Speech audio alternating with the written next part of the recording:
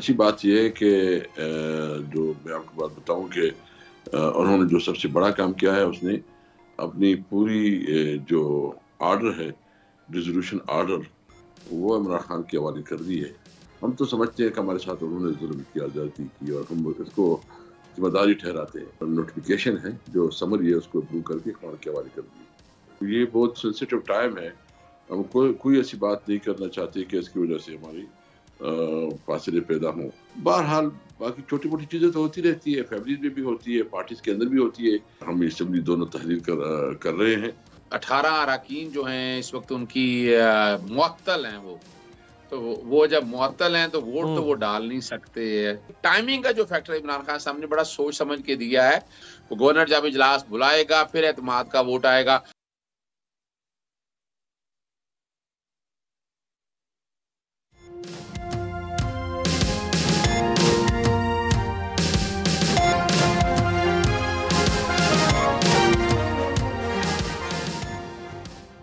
अस्सलाम वालेकुम व्यूअर्स, मैं हूं आपके साथ अमीर अब्बास और आप देख रहे हैं तब्दीली। ये सनसनी खेज़ हफ्ता जिसका आगाज़ गुज़श्ता रोज़ हुआ इमरान खान साहब के उस मुतवक्के ऐलान के बाद जो उन्होंने 26 नवंबर से कौम से कर रखा था कि वो असम्बलियों को तहरील करने की तरफ जा रहे हैं। इसके अलावा अब उनके पास और कोई ऑप्शन नहीं है कि वो मुल्क को नए इंतखाबात की तरफ लेकर जाएँ। उन्होंने एहतजाज का रास्ता इख्तियार किया, उन्होंने कन्वेंशंस किए, मुल्क भर में लॉन्ग मार्च किया, एक दफ़ा नहीं बल्कि 2 दफ़ा। वो तमाम जद्दोजहद जो वो इन 8.5 माह में करते रहे, वो उन्हें इंतखाबी मैदान की तरफ लेकर जाने में कामयाब नहीं हो सकी। लिहाजा उन्हें फिर असम्बलियों को तहलील करने के रास्ते का इंतखाब करना पड़ा। अब देखते हैं कि ठीक 4 रोज़ के बाद पाकिस्तान में ये एक बहुत बड़ी सियासी तब्दीली की तरफ हमें लेकर जाएगी खबर या नहीं। इसके अलावा आज चौधरी परवेज़ इलाही साहब जो इमरान खान साहब के इत्तेहादी हैं और जिन पर वो तकिया कर रहे थे, उन्होंने आज एक ऐसी गुफ्तगू की जिसके बाद तहरीक इंसाफ और कौफ लीग में रंजिश या दरार पैदा होने का इम्कान बढ़ गया है। इस सारी सूरत हाल पर बात करते हैं। मेरे साथ मौजूद हैं पाकिस्तान के इंसाफ के ऑनरेबल सीनियर मेंबर, साबिक स्पीकर कौमी असम्बली असद कैसर साहब। असद साहब, आपका बहुत शुक्रिया। मैं परवेज़ इलाही साहब से ही आगाज़ करना चाहूँगा। यकीनन आप जानते होंगे, ख़बर आप तक पहुँच चुकी होगी, आज जो उन्होंने स्टेटमेंट दी जिसमें उन्होंने इमरान खान साहब के कल जनरल बाजवा के बारे में कहे हुए अल्फाज पर नाराज़गी का इज़हार किया और उनका शिकवा ये था कि हमारी मौजूदगी में बैठ के उन्होंने बाजवा साहब को बुरा भला कहा, हमें ये बात पसंद नहीं आई। बिल्कुल, उसका तो मौक़िफ़ भी पहले से है और वो जो भी अपना मौक़िफ़ रखते हैं उसका हक बनता है। लेकिन अच्छी बात यह है कि जो मैं आपको बात बताऊं कि उन्होंने जो सबसे बड़ा काम किया है, उसने अपनी पूरी जो ऑर्डर है, रिजोल्यूशन ऑर्डर, वो इमरान खान के हवाले कर दी है। वो काफ़ी पहले हवाले कर दी है। तो ये जो मुख्तलिफ क़ियास आराइयाँ हैं या लोग मुख्तलिफ बातें कर रहे हैं, तो इसमें मतलब सबको जो गलतफहमी है वो ख़त्म हो गई है। लेकिन उसका एक अपना वाजह साहब के साथ अपने ताल्लुकात थे। हम तो समझते हैं कि हमारे साथ उन्होंने जुल्म किया, ज्यादती की, और हम इसको जिम्मेदारी ठहराते हैं। लेकिन उसका जो भी मौक़िफ़ है, हम उसके मौक़िफ़ का एहतराम करते हैं। बाहर वो अपना मौक़िफ़ रखे, लेकिन इस बात में तो कोई क्लियरिटी है कि वो इमरान खान के साथ खड़े हैं और उसने रिजोल्यूशन का जो नोटिफिकेशन है, जो समरी है, उसको अप्रूव करके खान के हवाले कर दी। आपने बड़ी ज़बरदस्त बात की असद कैसर साहब कि उनका एक मौक़िफ़ है जनरल बाजवा के बारे में और आप उनके मौक़िफ़ का एहतराम करते हैं। इसी तरह इमरान खान साहब का भी एक मौक़िफ़ है कि बाजवा साहब ने उनके साथ 100 एंड 100 ज़्यादतियाँ की। तो परवेज़ इलाही साहब को भी फिर आपके मौक़िफ़ का एहतराम नहीं करना चाहिए? यानी उनकी अपनी पार्टी है, आपकी अपनी पार्टी है, उनको बाजवा साहब पसंद होंगे, आपको उनसे शिकायतें हैं, आप उनको तो नहीं कह रहे कि वो बाजवा साहब को बुरा भला कहे। वो क्यों आज ये कहने पर मजबूर हुए कि अगर आइंदा हमारे सामने बात की गई बाजवा साहब के खिलाफ तो फिर मैं भी बोलूंगा और मेरी सारी पार्टी भी बोलेगी? मेरे ख्याल में आज जो है मोहन साहब आए थे और उसने खान साहब के साथ उसकी मुलाकात हुई है, चीज़ों की वजाहत हो गई है और ये बहुत सेंसिटिव टाइम है। हम कोई ऐसी बात नहीं करना चाहते कि इसकी वजह से हमारी फासले पैदा हों। हमारे तो उनके साथ अच्छे ताल्लुकात हैं और मुझे ये खुशी है कि कम अज़ कम जो बुनियादी हमारा मौक़िफ़ है उसकी वो हिमायत करते हैं और असेंबली तोड़ने के ऊपर जो है ना उसने साइन किए। बहरहाल बाकी छोटी-मोटी चीज़ें तो होती रहती है, फैमिलीज़ में भी होती है, पार्टीज़ के अंदर भी होती है। कभी किसी चीज़ पे आपको अच्छी लगती है, कोई चीज़ आपको बुरी लगती है। तो वो तो एक नेचर चीज़ें हैं, मतलब इसमें होते ही लेकिन जो अहम काम है कि जो हम सब ने जो काफ़ी ने एक मुश्तरका हमारे साथ मौक़िफ़ उठाया है कि हम असेंबली दोनों तहरीर कर रहे हैं और इंशाअल्लाह ताला इसके ज़रिए आम इंतख़ाबात के लिए जो राय हमवार होंगे। कल आपने जो खबर दी यानी इमरान खान साहब ने, उसके बाद पीडीएम के पैरों तले से तो कारपेट खींच लिया आपने एक तरह से, और आज फिर प्राइम मिनिस्टर को खुद मुलाकात करिए जाना पड़ा चौधरी शहजाद साहब के पास, फिर जरदारी साहब के साथ मुलाकात।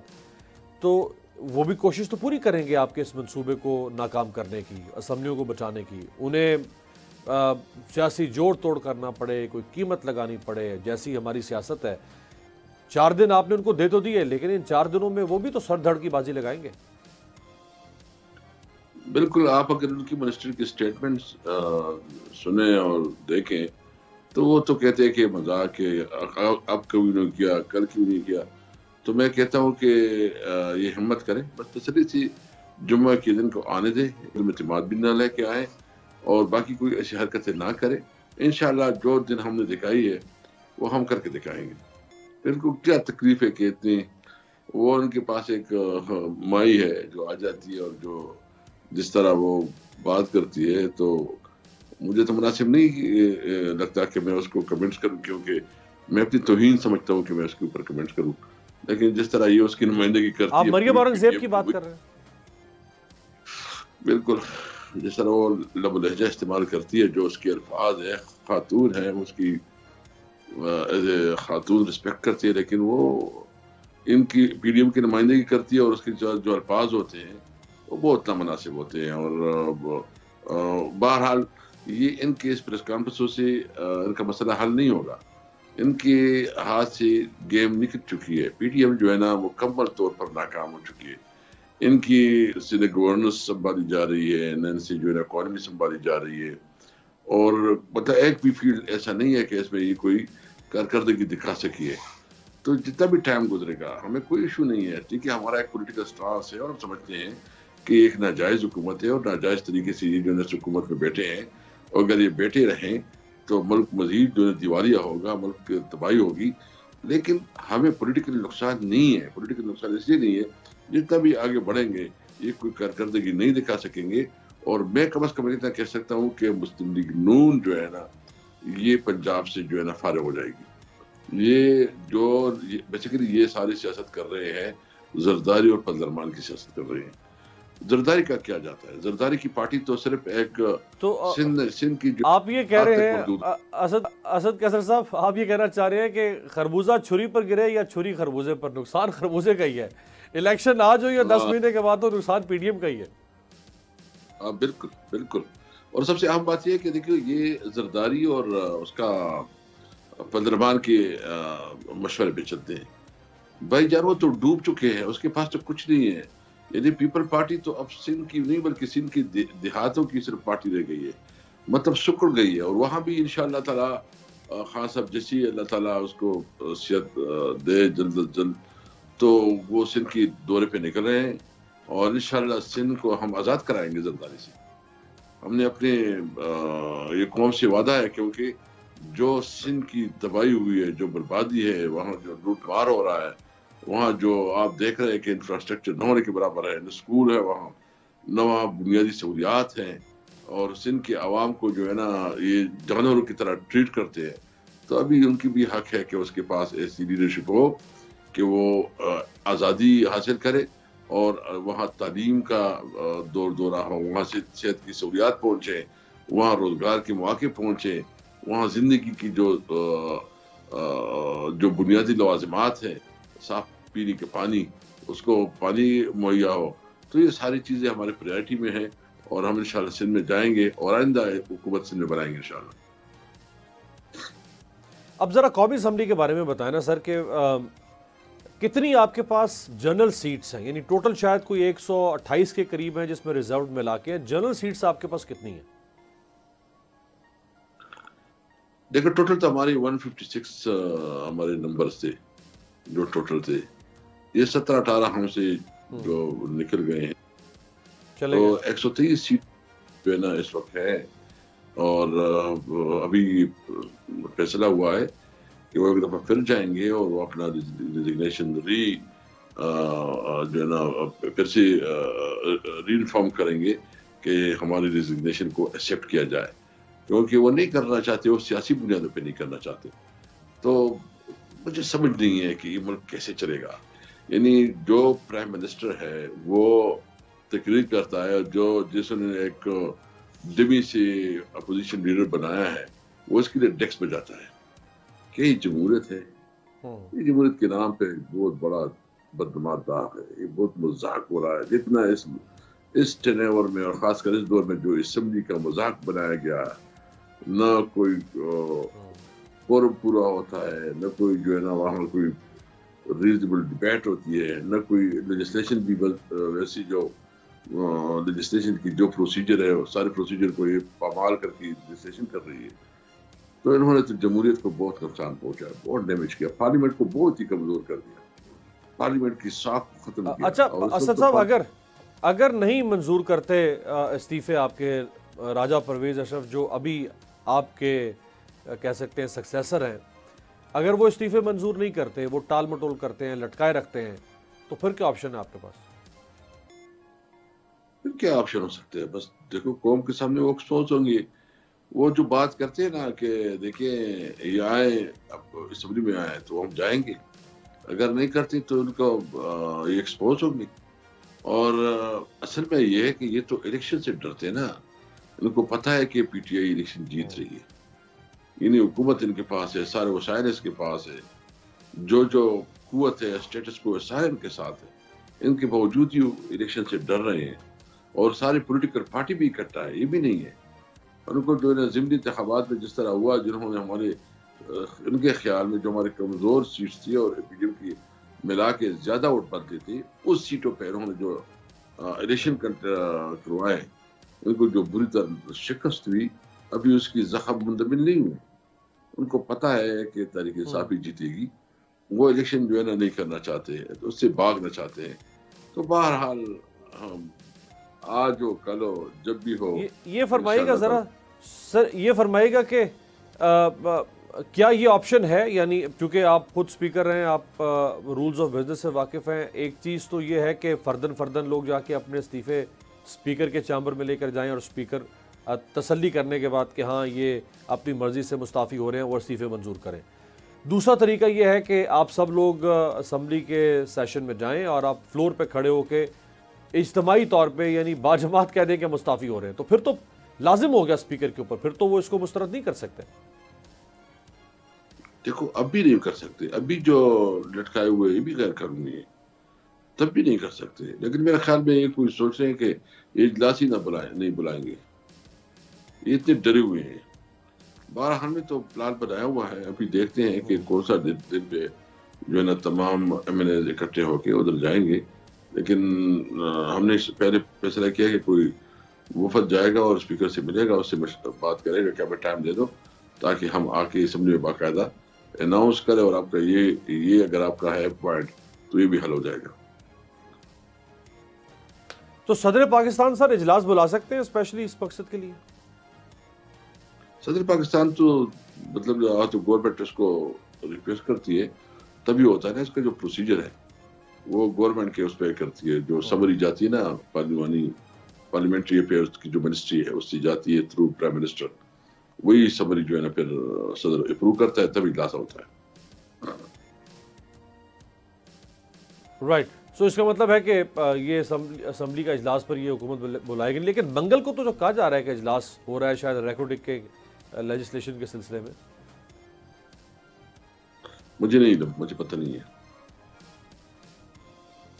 अच्छा, अब ज़रा पंजाब की सूरत हाल पे बताएं सर कि जो वोट ऑफ नो कॉन्फिडेंस है उसका तो आइनी और कानूनी तौर पे कोई ऑप्शन नहीं है। अगर होता तो बड़ी आसानी से ये लोग पहले भी ख़रीदते रहे हैं, फिर ख़रीद के ये कई महीने पहले ला सकते थे। अगर गवर्नर पंजाब कह दें कि आप एतमाद का वोट लें चीफ मिनिस्टर से, तो फिर क्या सिनेरियो हो सकता है? नहीं, वो तो अभी हमारा तो वो नहीं है, बस वो इत्मीनान का वोट की जरूरत ही नहीं है ना। हम कहते हैं असेंबली डिसॉल्व करते हैं तो बात ही खत्म। हाँ, ये अगर वोट ऑफ नो कॉन्फिडेंस आते हैं तो फिर इसमें कानूनी नुक्ता बनता है, फिर विड्रॉल बनता है।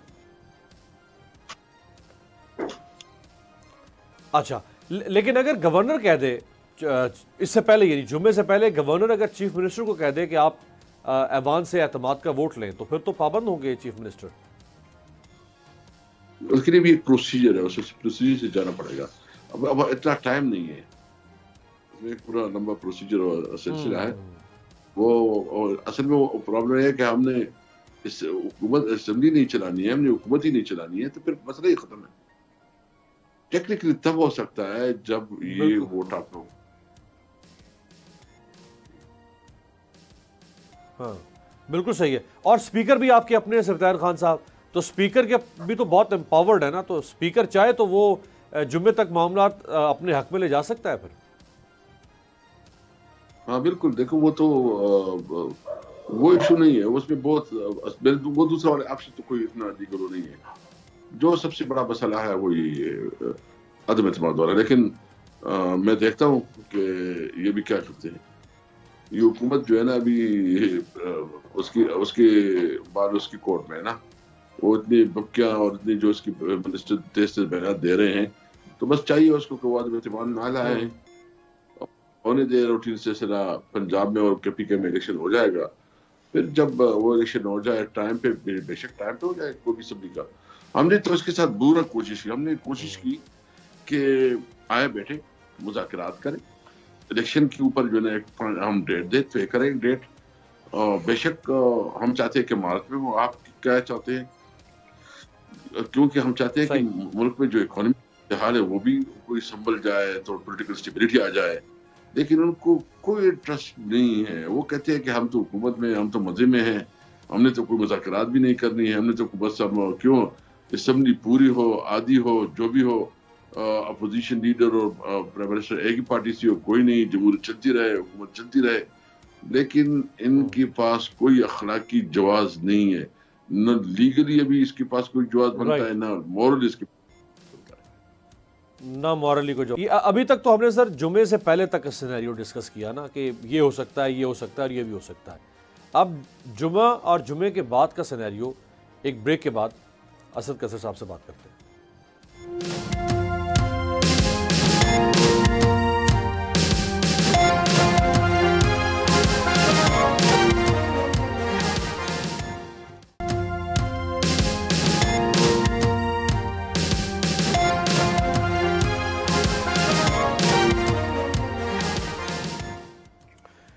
ब्रेक के बाद खुश आमदेद। साबिक स्पीकर कौमी असम्बली पाकिस्तान तहरीक इंसाफ के मरकजी सीनियर रहनुमा असद कैसर साहब हमारे साथ मौजूद है। असद कैसर साहब, फ़र्ज़ कर लिया कि जुम्मे के रोज़ 23 तारीख को दोनों चीफ मिनिस्टर्स ने गवर्नर्स को समरी मूव कर दी।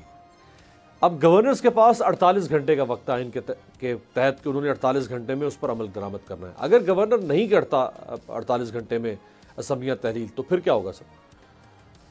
खुद ब खुद तहरीर हो जाएगी। अच्छा, गवर्नर जो है ना बाउंड है, वो इसको नहीं कर सकती, वो इसके पास ये इख्तियार ही नहीं है।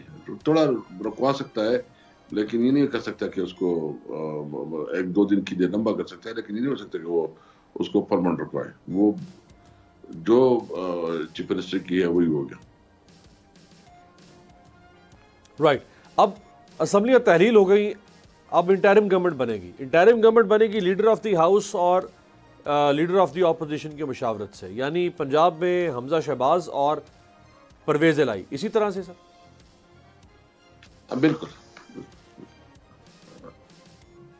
ठीक है। अब इंटरिम गवर्नमेंट बन गई सर, अब होंगे आम इंतखाबात दोनों सूबों में। पीडीएम की हुकूमत चाहेगी कि आम इंतखाबात की तरफ ना जाएं। अब यहाँ अगर वो नाकाम हो गए जुम्मे तक, यानी ये ना रोक सके और जुम्मे तक जिस तरह आपका प्लान है उसी तरह से प्लान एग्जीक्यूट हो गया, तो फिर इनकी कोशिश होगी कि आम इंतखाबात रुकवाए जाए। हाँ, देखो ये तो कोशिश करेंगे, लेकिन इसके लिए कोई मुख्तलिफ रास्ते ढूंढेंगे, लेकिन कॉन्स्टिट्यूशन नहीं हो सकता वो। बहरहाल जो है ना केयर टेकर गवर्नमेंट आ जाएगी, फिर जो है ना 90 डेज के अंदर इलेक्शन होंगे। हमने बेसिकली इस तरह नहीं किया कि हमने कोई इसके लिए तैयारी नहीं की। हमने पूरी जो भी पाकिस्तान के मायनाज लायर हैं सबसे मशावरत की, और उसके बाद हम इस तख्ते पर पहुंचे हैं कि अभी रिजोल्यूशन ही वाहिद रास्ता है। और मुझे बताया कि आपकी पंजाब अच्छा, के जो सब होंगे KPK में इलेक्शन होंगे, आपके तकरीबन 70% इलेक्शन इलाके में इलेक्शन होंगे, तो वो कैसे जो है ना ये रोक सकेंगे? ये जनरल इलेक्शन की तरफ जाएंगे, किसी भी सूरत में जनरल इलेक्शन को नहीं रोक सकते। लेकिन असद साहब, आप जानते हैं कि इस वक्त उन्हें इक़्तिदार कितना अजीज है। आप जानते हैं कि उन्हें इस वक्त इमरान खान से कितना खतरा लाक है। वो हर हद तक जाएंगे। उन्होंने पहले भी कानून की कई जगहों पे धज्जियां उड़ी इन 8.5 महीनों में, सिर्फ इमरान खान को रोकने के लिए। आपके लोगों को पकड़ा गया, उन्हें मारा गया, सहाफ़ियों के साथ क्या हुआ, आज़म सवाती के साथ क्या हुआ, शहबाज गिल के साथ क्या हुआ, खुद इमरान खान पर 30 के करीब केसेस खोल दिए। तो क्या वो इतनी आसानी से अपने आप को चारा बना के आपके सामने फेंक देंगे कि जी आए इलेक्शन लड़ लें और हमें हरा के वापस आ जाएं आप? देखो, सियासत से बात जो है ना हमें अबाव सोचना होगा। सिर्फ पॉलिटिक्स सब कुछ नहीं होती, ये मुल्क है। इस मुल्क में जो है कोई कानून है, आईन है, उसके अंदर रहते हुए अपनी जद्दोजहद को हमने आगे बढ़ाना है। तो ये तो फिर आईन के साथ खिलवाड़ करेंगे। मतलब ये तो कोई जंगल तो नहीं है कि जंगल का कानून चलेगा। यहाँ तो ये सिस्टम चलता है, आईन के ऊपर चलता है। और अगर आईन को ये इस तरह से मुताश करेंगे तो फिर तो कोई जंगल में जो कानून होता है, फिर ताकत की ज़बान, तो फिर हर तरफ से ताकत इस्तेमाल हो सकती है। तो इसलिए मैं कहता हूँ कि खुदारा इस मुल्क पर रहम करे, इस किस्म की हरकतें ना करे कि मुल्क पे जो है ना फिर आईन ही ख़त्म हो जाए, कानून का एहतराम ही ख़त्म हो जाए, और फिर जो है ना हर एक जो है ना अपना कानून बनाए। तो ये ज़रूरी है कि जो भी हो कानून और आईन के अंदर। राइट सर, पंजाब, खैबर पख्तूनख्वा और कौमी असम्बली, इसके ऊपर तो बात होगी। ज़रा सिंध और बलूचिस्तान असम्बली का बताएं कि वहाँ पे जो आपके MPs हैं उनसे भी इस्तीफे लिए जाएंगे? नहीं, उसका हमने डिसाइड किया, रिजाइन नहीं करेंगे। अच्छा, सिंध और बलूचिस्तान के MPs रिजाइन नहीं कर रहे हैं। राइट। आखिर में पर सर ये बता दें कि अगर इंतखाबात की तरफ बात नहीं जाती, जैसे आप फरमा रहे हैं कि ये फिर आइन अगर नहीं जाएंगे इंतखाबात की तरफ तो इसका मतलब आइन की खिलाफ वर्जी है, लेकिन ये हर खिलाफ वर्जी पर जाने को तैयार हो सकते हैं और ये कोशिश करते हैं कि हम किसी तरह से पंजाब और खैबर पख्तूनख्वा को खींच के करीब लेकर जाएं बजट के बाद, और फिर उसके साथ असम्बलियां तोड़ दें। फिर जो है ना सिविल लाफरमानी की तरफ जाएगा। फिर हमारे पास उस रास्ता नहीं होगा। हमें कानून में ये हमें अपने दीवार से ना लगाए कि हम फिर आखिरी इक़दाम तक निकल जाए। राइट। बहुत बहुत शुक्रिया। असद कैसर साहब हमारे साथ मौजूद थे और उन्होंने अहम बात ये बताई कि अगर मरकज़ी हुकूमत इलेक्शन कमीशन के साथ मिल के इंतखाबात की राह में हायल होने की कोशिश करेगी तो फिर Tehreek Insaf civil disobedience, civil नाफरमानी की तहरीक की तरफ जा सकती है। और सिविल डिसोबीडियंस का मतलब है कि मुल्क में मईशत का पहिया भी रोका जा सकता है, वो शटर डाउन हड़ताल की सूरत में भी हो सकता है, वो पहिया जाम हड़ताल की सूरत में भी हो सकता है, वो किसी और शदीद शक्ल में भी सामने आ सकता है। एक ब्रेक पे जाते हैं, ब्रेक के बाद वापस आएंगे। इसी सूरत हाल पर जो आइनी और कानूनी नुकात हैं उन पर बात करेंगे माहिर आइन व कानून के साथ।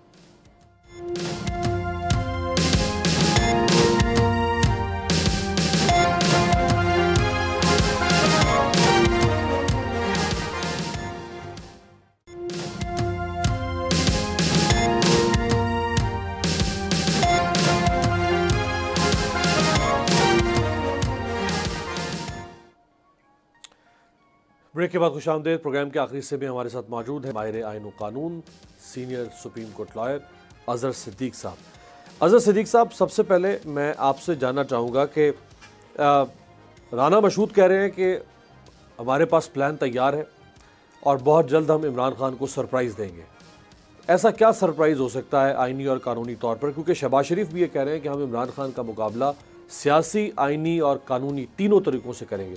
सियासी तो समझ में आता है, पॉलिटिकल नैरेटिव है, लेकिन आईनी और कानूनी तौर पर वो कौन सा ऑप्शन हो सकता है जो ये इस्तेमाल कर सकते हैं? बहुत शुक्रिया। वो आप देखें, कोशिश तो थी कि किसी तरह से लाहौर हाई कोर्ट की चीफ जस्टिस की पोजीशन जगह पर कोई एक और साहब आ जाते। वो नाम नहीं मैं ले रहा, किसी वक्त मैं बताऊंगा आपको। वो तो शायद सुनी ना जा सकी, लेकिन मैं दूसरी तरफ बता दूं आपको कि 18 अरकान जो हैं इस वक्त उनकी मुअत्तल हैं। वो जब मुअत्तल हैं तो वोट तो वो डाल नहीं सकते। अभी तक तहरीक अदम एतमाद फर्ज करें आते हैं। इमरान खान साहब ने बड़ी कैलकुलेशन करके ना, ऐसा नहीं है इमरान खान साहब चाहते तो अब ये नौबत ही ना आती कि ये बाकायदा आवाम को बताते। वो आज बाकायदा असेंबलियां तहलील करने की समरी चली जाती और गवर्नर आर्टिकल 112 के तहत 48 घंटे के अंदर असेंबलियां तहलील करने का पाबंद है। अगर नहीं करता तो वो खुद ब खुद ऑटोमेटिकली तहलील हो जाती है। तो ये टाइमिंग का जो फैक्टर इमरान खान साहब ने बड़ा सोच समझ के दिया है। यानी 18 से लेकर 23 तक ये 6 दिन बनते हैं जिसमें तहरीक अदम एतमाद आनी है, ले आए। चले आज नहीं लाते तो 23 तक ले आए। 23 से 7 दिन का अगर टाइम दे रहे हैं, जो कि आइन के आर्टिकल 95 को अगर सामने 130 को सामने रख के देखे तो 7 दिनों के अंदर तहरीक अदम एतमाद आगे पेश होगी और नहीं, और असेंबली का इजलास जारी में पेश हो सकती है। सिर्फ एतमाद का वोट लेने के हवाले से वो तरीकाकार है कि गवर्नर को इजलास बुलाना पड़ता है। गवर्नर जब इजलास बुलाएगा फिर एतमाद का वोट आएगा। तो यहाँ ये जो ऑप्शन तहरीक अदम एतमाद के हवाले से है वो तो मुझे नजर नहीं आती। और आइन के आर्टिकल 63 की इंटरप्रिटेशन ऑलरेडी हो चुकी है। ना वोट काउंट होना है बल्कि आप अपनी सीट से भी चले जाएंगे।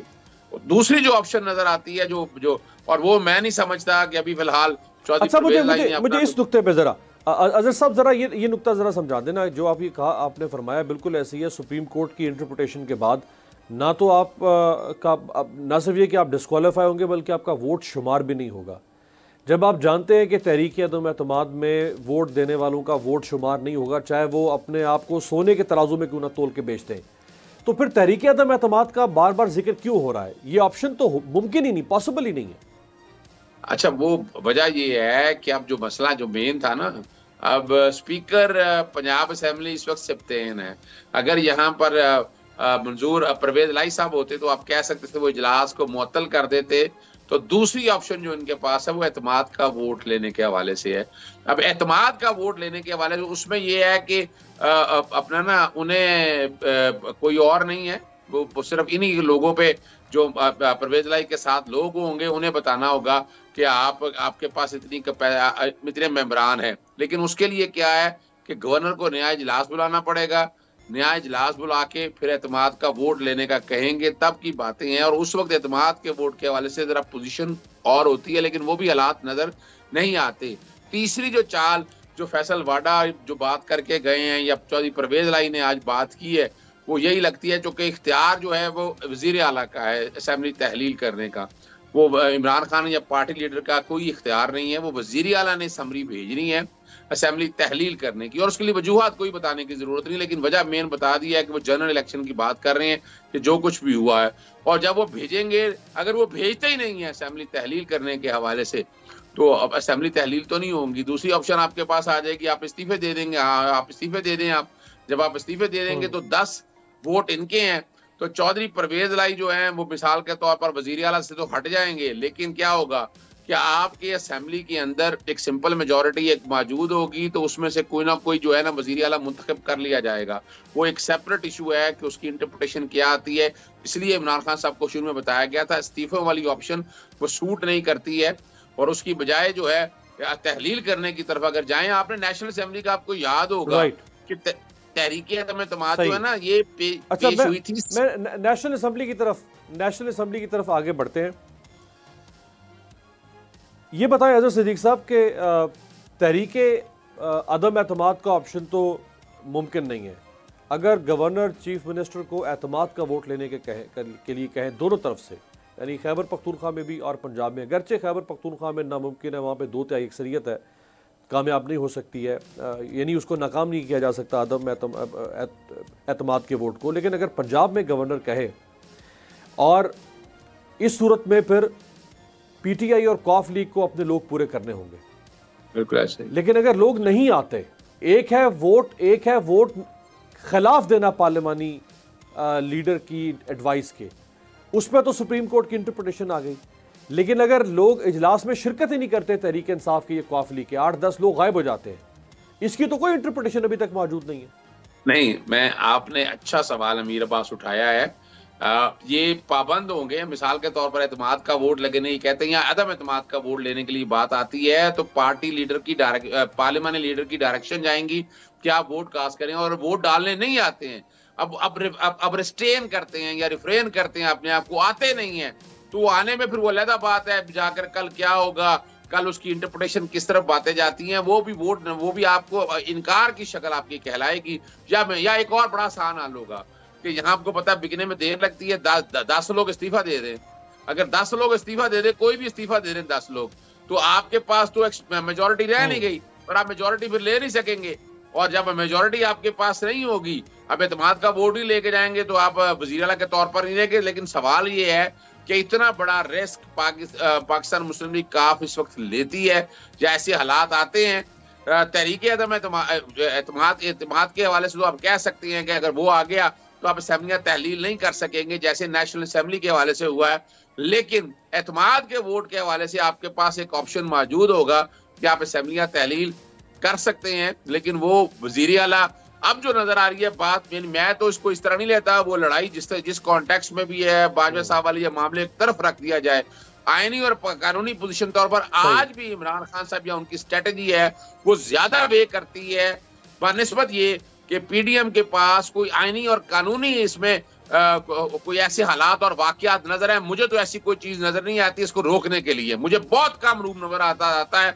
वो रूम यही है कि या तो इस्तीफे दे के घर लोग बैठ जाएं, अगर वोट नहीं भी डालने जाएंगे तो वो भी कंसिडर होगा, डिस्क्वालिफिकेशन की तरफ वो बात भी जाएगी, शायद उस ऑप्शन की तरफ ना जाएं, ये भी देखना पड़ेगा जी। सूरत हाल अब बहुत दिलचस्प हो चुकी है, 4 रोज़ बाकी हैं, 5वें दिन बिलाखिर समरीज दोनों जानिब से दोनों गवर्नर्स को भिजवा दी जाएंगी। ये जो 4 रोज़ हैं इनमें सियासी, आइनी और कानूनी मुशगाफियों पर बहस पाकिस्तानी मीडिया पर, लोगों की निजी महफिलों में, सोशल मीडिया पर आप देखते रहेंगे, और इसमें बहुत दिलचस्प मवाज़ने किए जाते रहेंगे दोनों तरफ से। लेकिन अब देखना यह है कि हुकूमत बाज़ाब्ता तौर पर इमरान खान के ख़िलाफ़ क्या चाल चलती है। आपसे मुलाकात होगी अगले हफ्ते।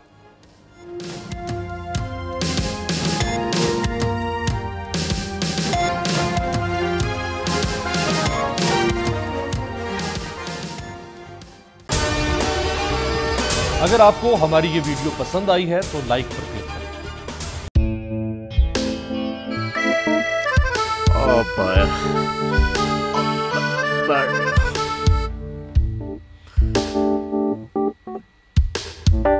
इंतशार से निकलने का वाहिद हल इंतखाबात है।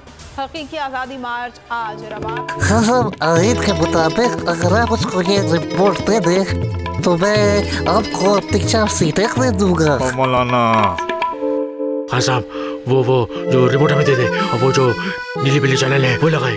जाओ शबाज, हम ऐसा टीवी देखते ही नहीं जिसका रिमोट हमारे हाथ में ना हो। और यहाँ पे कोई 2 नंबरी नहीं चलेगी। और हम कोई गुलाम है जो आप रिमोट मांगे हम दे दें? Absolutely not. यहाँ पे सिर्फ पाकिस्तान का नंबर 1 चैनल चलेगा, बोल, जो हकीकी सहाफत की जंग लड़ा है। पाकिस्तान के लिए कोई और नहीं, सिर्फ बोल खड़ा है। आप सब भी बोल देखें।